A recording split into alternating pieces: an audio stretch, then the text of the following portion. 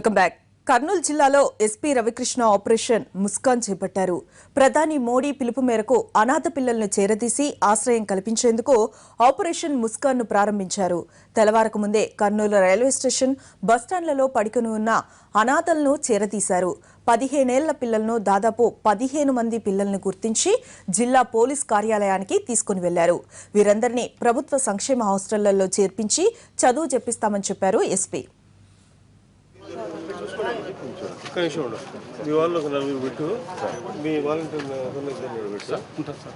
ఇద్దరు వాళ్ళు కలిసి పిలుచుకోవాలి. సరే సార్, అలాగే మనం సిడబ్ల్యూసీ చైర్మన్ సార్ ఆయన వస్తాను సార్. ఇంటిపై చేసాను సార్. 5-6 మంది నన్ను ఇచ్చిపోండి సార్.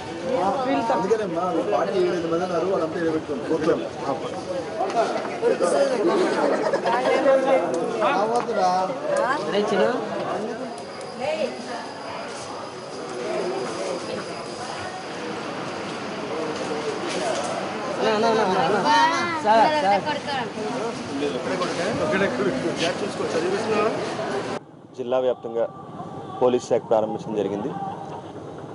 దీంట్లో 1098 చైల్డ్ లైన్ వాళ్ళు, చైల్డ్ వెల్ఫేర్ కమిటీ వాళ్ళు అందరూ కూడా పాల్గొంటున్నారు.